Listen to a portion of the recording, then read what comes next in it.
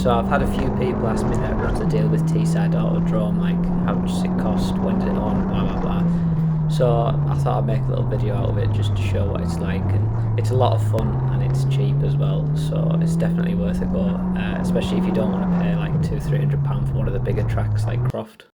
So before you actually go on the track, you'll want to let your tyres down quite a bit. I'll probably start around 30 psi all round and then maybe adjust from there. You don't want to go on with standard tyre pressures like I did. Not this time, last time I went on, and the tyre just felt a bit after a few laps. It was a brand new Pirelli P0, and I left like 32 psi in it, 34 psi in it, whatever it was in the front. And after a few laps, the tyre was just absolutely falling to bits. So don't do that. So this guy's gonna ask me if I'm going on track or I'm just here for the meet. Yeah. Track. You actually going on track? Yeah. Right, please. Okay, cool. Hits me with the second confirm screen as if he can't believe that I'm there to go on the track for some reason, but never mind. Now just driving through, this lady decides to play chicken with me for some reason, and I win. And as you can see, driving in, it's quite busy. It's not normally this busy, but yeah, it was packed tonight.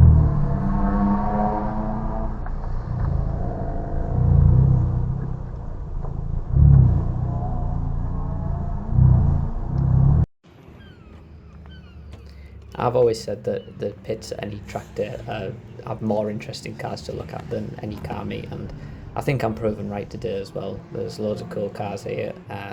Sometimes you get cars here that have unusual engine swaps or things like that. I mean, if you've been to any car meets around the Teesside area, then I guess I don't really need to say any more than that, but yeah, always loads of cool cars here at the track.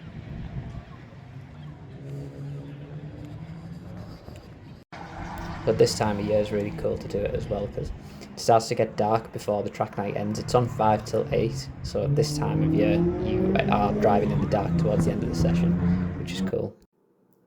So I've gone and got my wristband here. It was £45 I believe to go on, and that's, as I said, from 5 till 8, so £45 for 3 hours is really cheap. It's a really good deal. But don't forget to also factor in other costs if you think about coming. You'll probably use another £40 to £60 in petrol while you're here. You'll probably take about half the life off your brakes and tyres, probably, especially front brakes and front tyres, so think about that as well. So when you're ready, you drive up here and get in the queue, wait for the guy to give you the thumbs up, and that's it, you're away. Ideally you don't really need to check right, because the guy should be doing that who waves you on, but I've seen some near misses, so maybe it's best to have a quick check over your shoulder.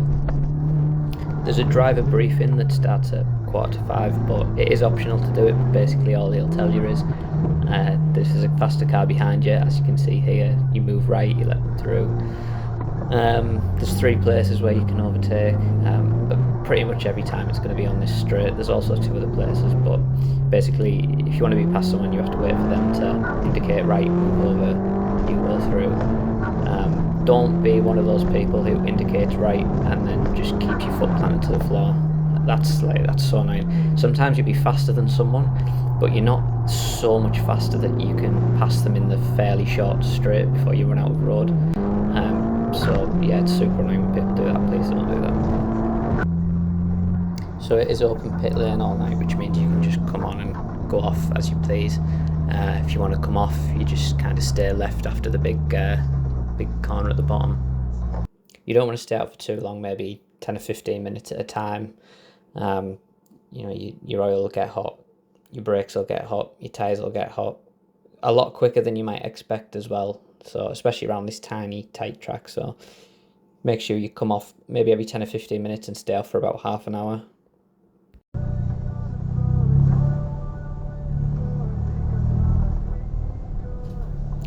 So accidents here are pretty rare. You usually won't even see any, so it's mostly safe, but as you can see, this guy was not having a good time. Thought I'd just reverse back and let him through there. Clearly not in a good mood after that. So I'll probably just stop talking for a while and just play some of the videos. Had some good battles. I ended up coming off a bit early. I had some rubbish brake fluid in, which cooked, and I didn't fancy staying out.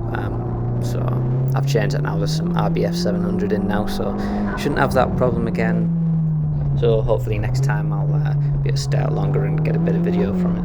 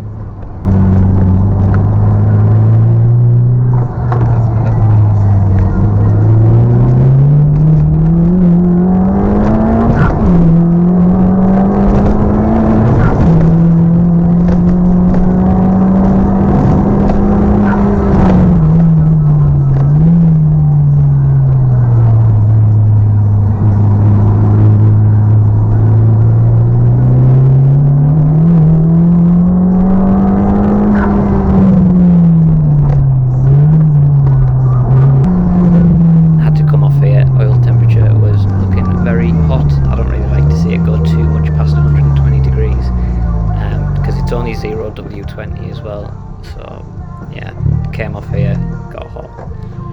For some reason this guy in the Yaris GR decided to just stop and completely block up the exit road. Don't know why he decided to do that. Thought it'd be a good place to stop there. Kind of annoying, but never mind, not the end of the world.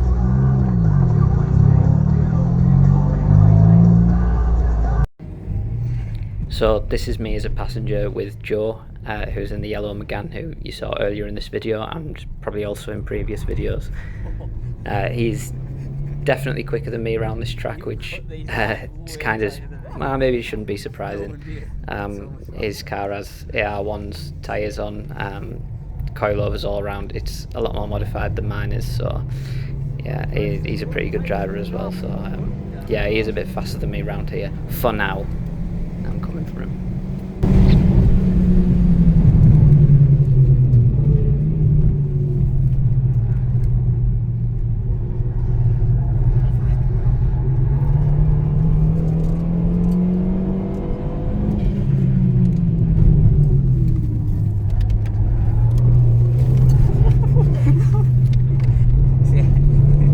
He was getting a bit sideways there, like, he knows.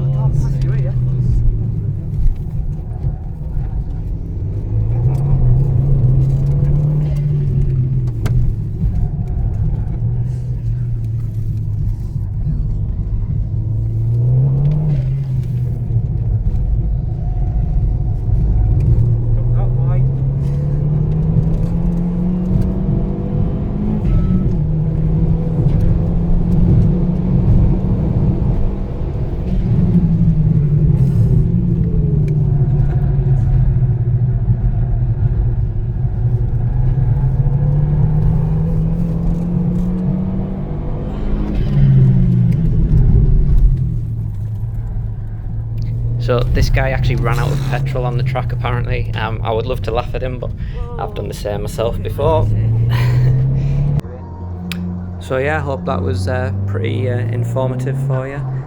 This is me leaving, and as you can see, some van decides to pull in front of me and do 35 miles an hour and 70 for absolutely no reason whatsoever, so that was cool. Next video coming soon. Little teaser for you there. Oh, what is it? What could it be?